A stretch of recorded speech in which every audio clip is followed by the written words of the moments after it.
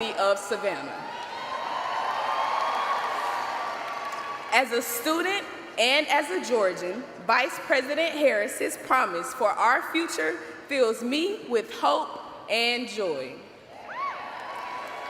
As an older sister, I know that the future of my two younger brothers will be bright because Vice President Harris is fighting to ensure that young Americans across the country can achieve the American dream.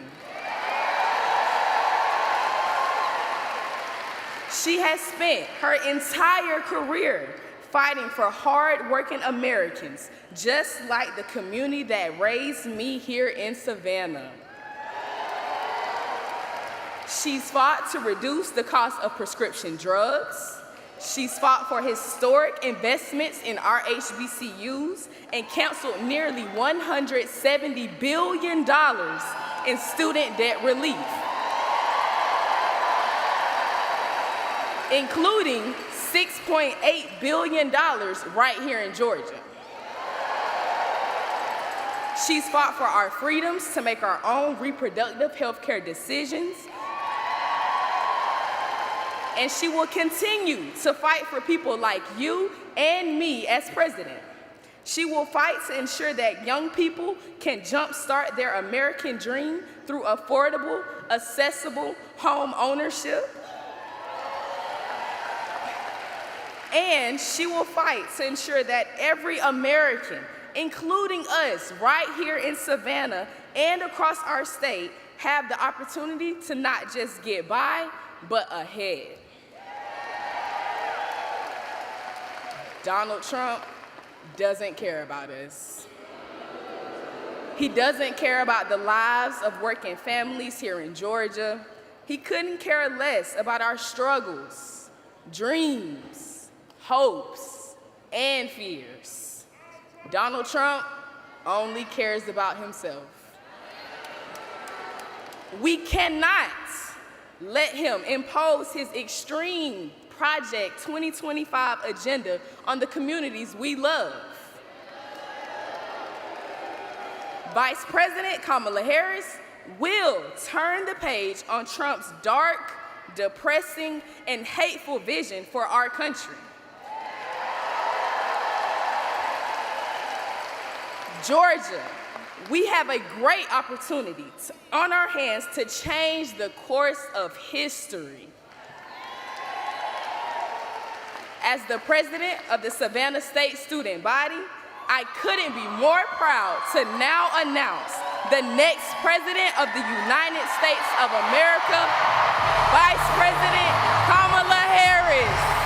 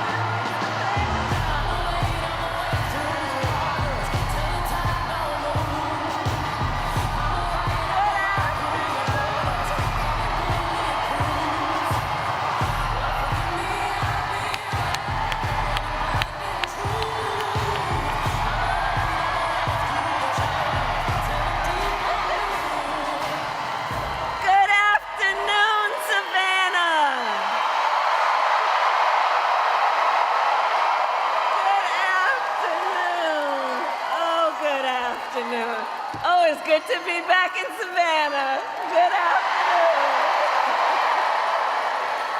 Can we please hear for Caitlin and her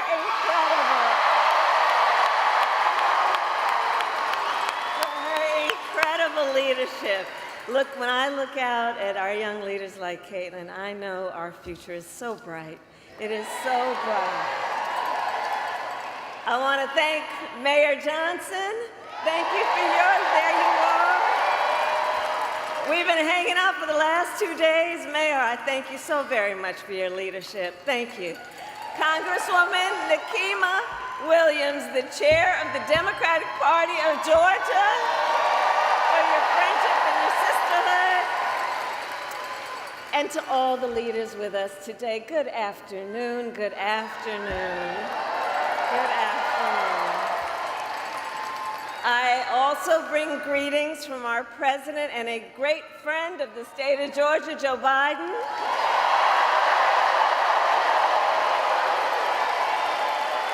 And let us also send our love to the great president from the state of Georgia, Jimmy Carter.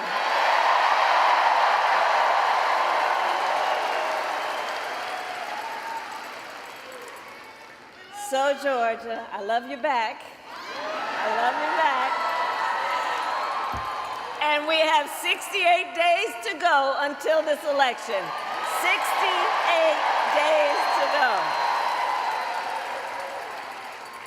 And I think you all have spent your time here, sacrificing all your other obligations to be here together, us as one community, knowing we all have so much more in common than what separates us. And I thank you for taking that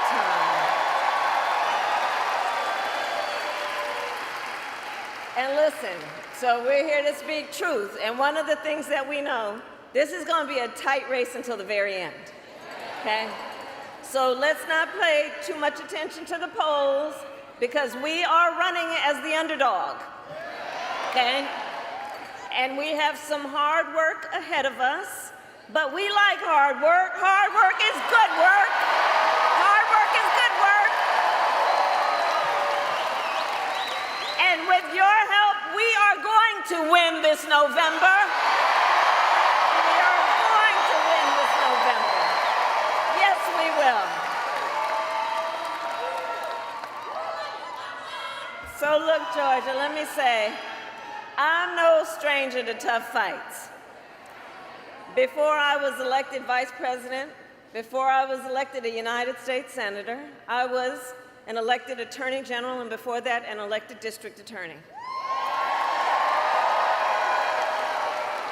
And before that, I was a courtroom prosecutor.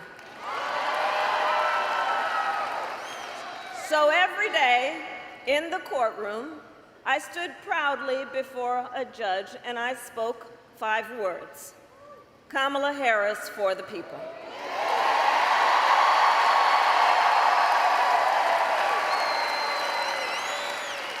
My entire career, I've only had one client: the people.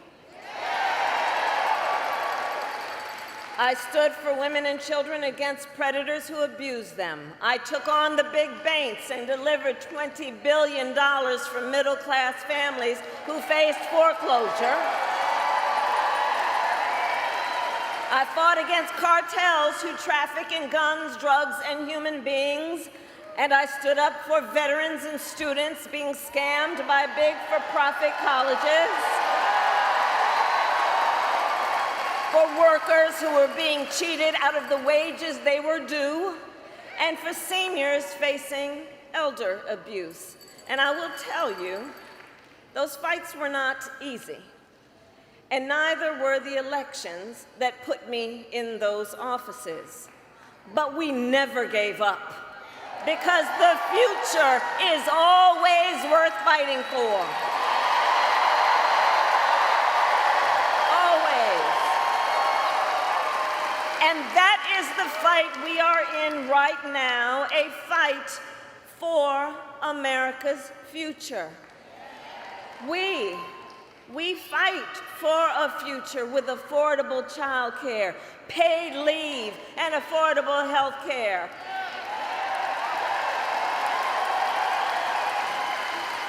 And on that last subject, let's finally expand Medicaid in Georgia so people can take their child to a doctor or go to an emergency room without going into medical debt.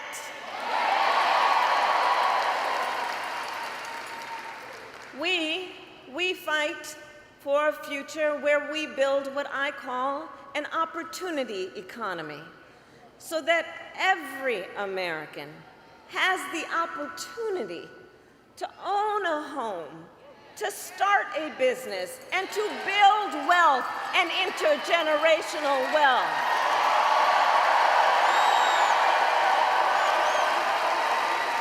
And a future where we lower the cost of living for America's families. So when I was Attorney General, I went after price-fixing schemes. And love you back, love you back.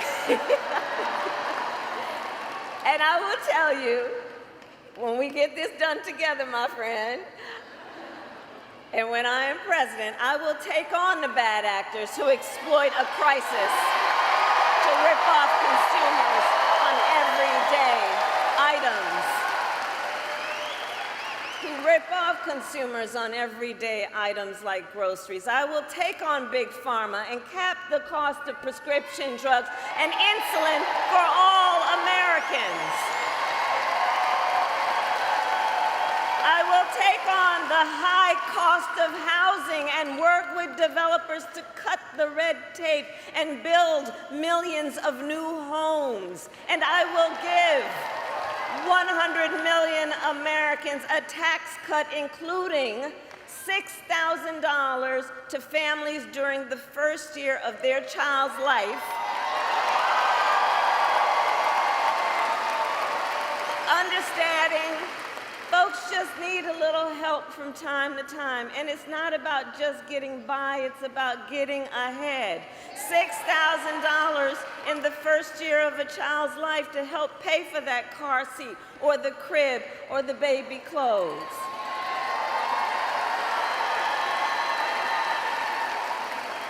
And unlike Donald Trump, I will always put the middle class and working class families first.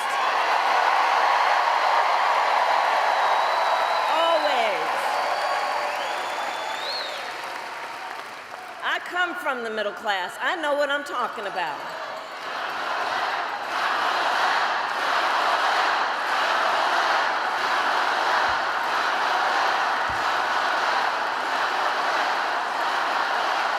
And Savannah, but we got some work to do, okay? We got some work to do because we know Donald Trump has a very different plan. He has a very different plan. Just look at his Project 2025 agenda. Right. If he is elected, Donald Trump intends to give tax breaks to billionaires and big corporations. He intends to cut Social Security and Medicare. And he wants to impose what, in effect, is a national sales tax on everyday products and basic necessities. And it will cost, the economists will tell you, it will cost a typical American family nearly $4,000 a year. So Georgia, on top of all of this, if Donald Trump wins in November, he intends to end the Affordable Care Act, to take us back to a time when insurance companies, we're not going back. We're not going. We are not. We're going forward. And the reason we know we can't go back, to your point, the reason we know we can't go back on the issue of the Affordable Care Act, remember what that was like before we had the Affordable Care Act? Remember when insurance companies had the power to deny people with pre-existing conditions? Remember what that was like? Children with asthma, breast cancer survivors, grandparents with diabetes. So yeah, we're not going back. We're not going back. And we will move forward.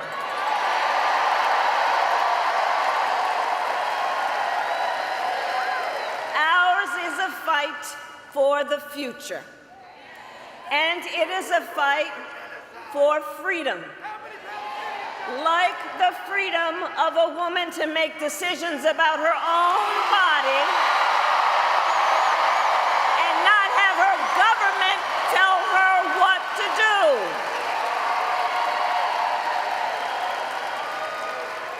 And understand how we got here.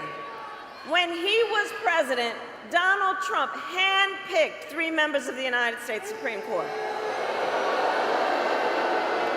with the intention that they would undo the protections of Roe v. Wade, and they did, just as he intended. And now, more than 20 states have a Trump abortion ban, including Georgia. In fact, every state in the South, except for Virginia, has a Trump abortion ban. And think about that. Many, with no exceptions even for rape and incest. That is immoral. Immoral. And let us all agree, one does not have to abandon their faith or deeply held beliefs to agree the government should not be telling her what to do.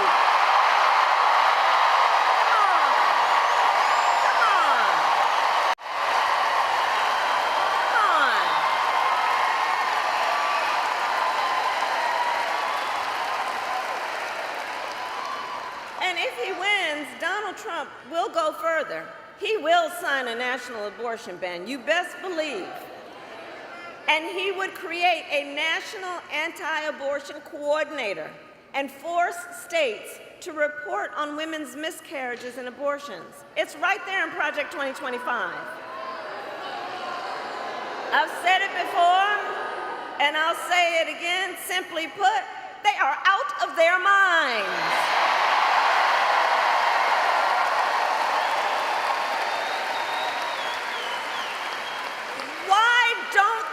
Trust women. Well, we trust women. And when Congress passes a bill to restore reproductive freedom as President of the United States, I will proudly sign it into law. Proudly.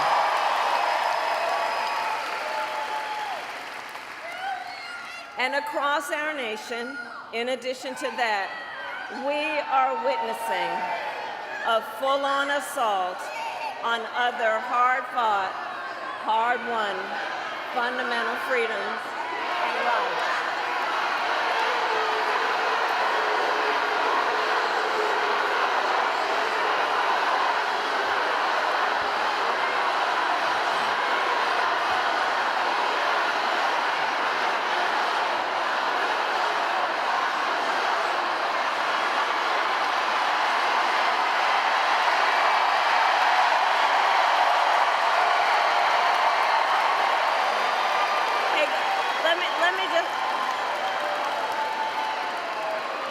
Let me just say something.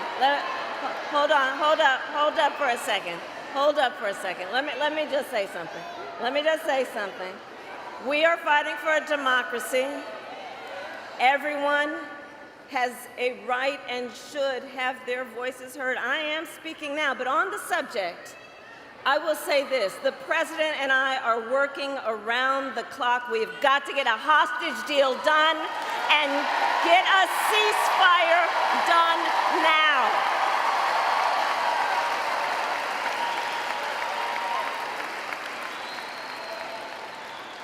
So back to this election and Donald Trump. So in addition to the fight on the fundamental freedom to make decisions about one's own body, I have been traveling our country, and the people of Georgia know what I know. There is a full-on assault on hard-fought, hard-won freedoms and rights, including the freedom to vote, the freedom to be safe from gun violence,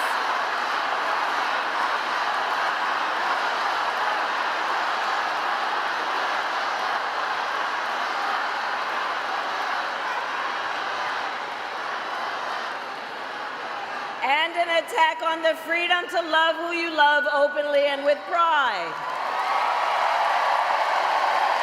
And we will fight against all of that, including the freedom to live free from the pollution that fuels the climate crisis.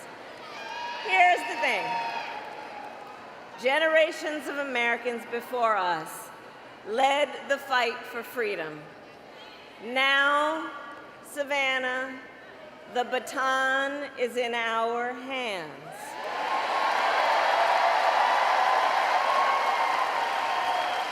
So we who believe in the sacred freedom to vote will finally pass the John Lewis Voting Rights Advancement Act and the Freedom to Vote Act.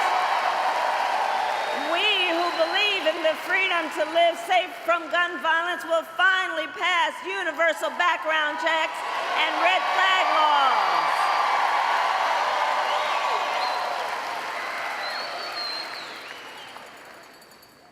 So much is on the line in this election.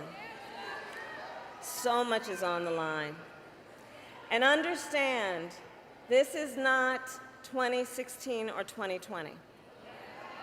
Things are different. A lot is the same when we think about the issues, and then there is significant differences. The stakes in 2024 are even higher, because consider that the United States Supreme Court recently just basically told the former president that going forward he will be effectively immune no matter what he does in the White House. Now just imagine, well, the courts are going to take care of that. We're going to get them out of, we're going to elect ourselves and everybody here in November.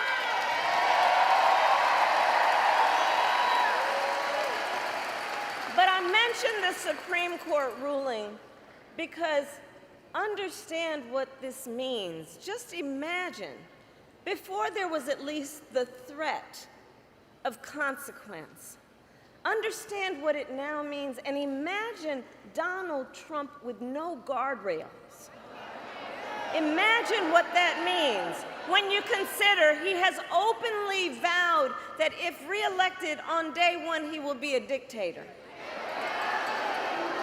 That he would end the independence of the Department of Justice so he could have unchecked power and seek vengeance against people who disagree with him. He even called for termination of the United States Supreme, the supreme land of our nation, the United States Constitution. Think about what that means, and let us be very clear. Someone who suggests we should terminate the Constitution of the United States should never again stand behind the seal of the President of the United States of America. Never again. So it all comes down to this. We are all here together, spending this time together because we love our country. We love our country. We love our country. And we know the privilege and pride that comes with being American. And I do believe it is the highest form of patriotism to fight for the ideals of our country. That is how we realize the promise of America. Georgia, for the past 2 election cycles, voters in this very state, you who are here, have delivered. You sent 2 extraordinary senators to Washington, D.C.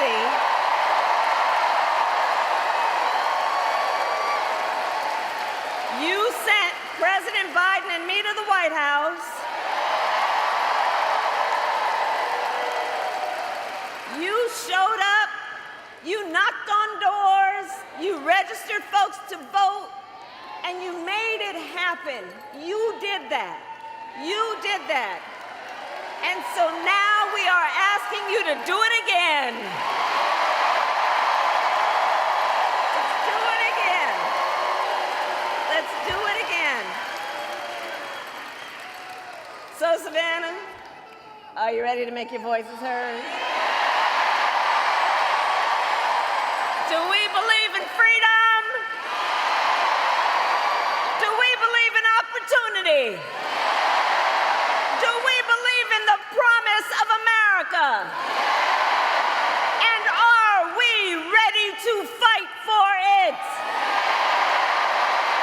And when we fight, God bless you and God bless the United States of America.